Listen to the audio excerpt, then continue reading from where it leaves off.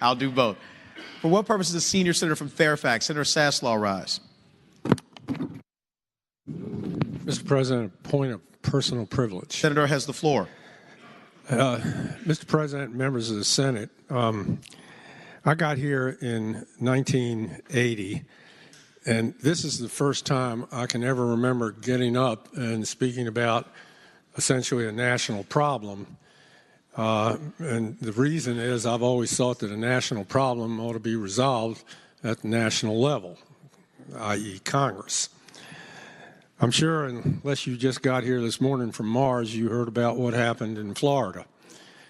And sooner or later, we're going to have to do something at the state level, not just here, but around the country, because apparently that crowd across the river is unwilling to do anything.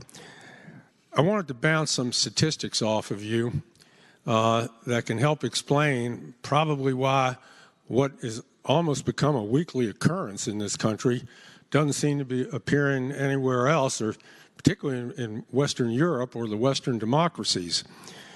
I went to Wikipedia and I looked up gun murders per 100,000 people on a country-by-country basis.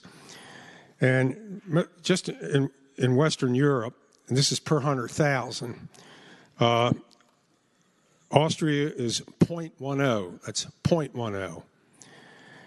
Canada, 0.38. I know they're North America. Czechoslovakia, 0.15. France, 0.21. In other words, none of these are one or even one person per 100,000. Denmark, 0.22. Finland, 0.32. Germany, 0.07. Ireland is 0.25.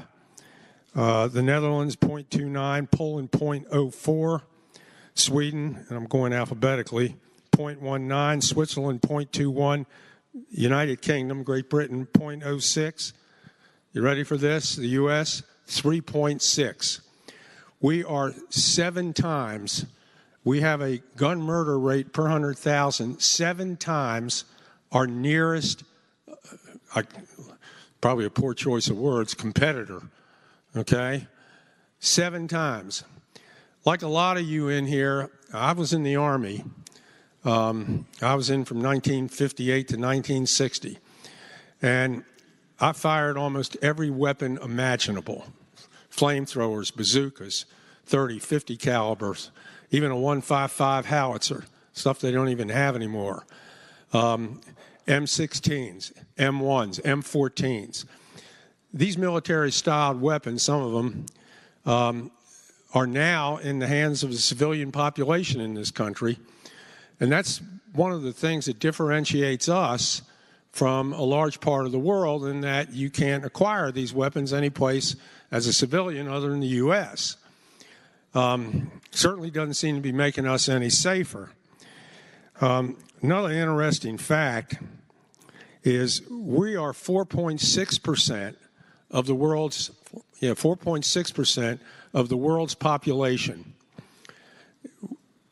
We have 43% of all the guns outstanding in the civilian populations in the world that are not held by the military or police forces. Let me repeat that.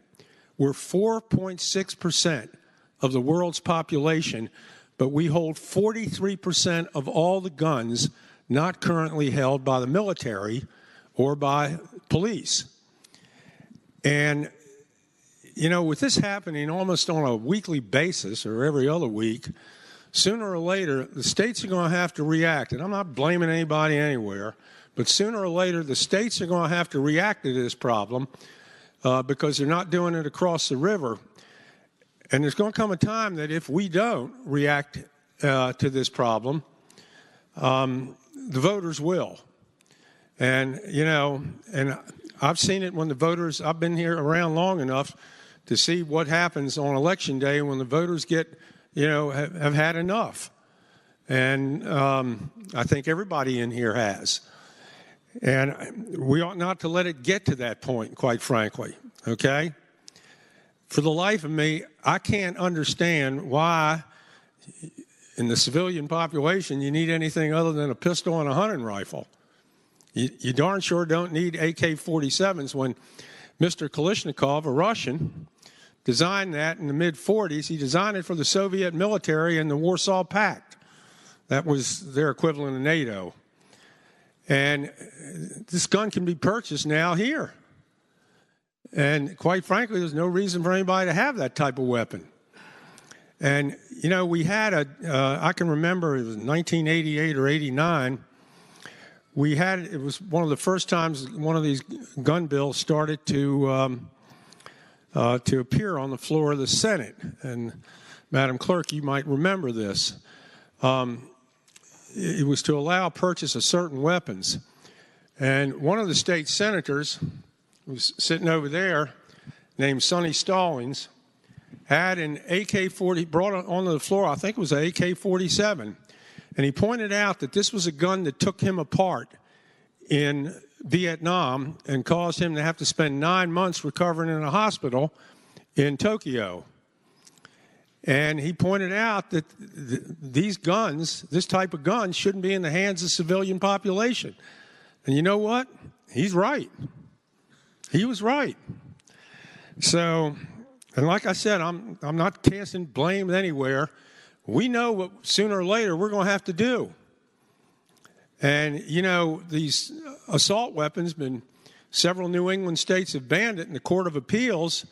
I think it's New York is the Second Circuit that handles the New England states. They upheld that ban. The U.S. Supreme Court refused to review it. So, I mean, either we can react and fix this problem, or the voters can react and ultimately fix it for us. But quite frankly, we got a mess here in this country, and sooner or later we're going to have to deal with it. That's all. Thank you, Mr. President. Thank you all for listening. I thank the senator.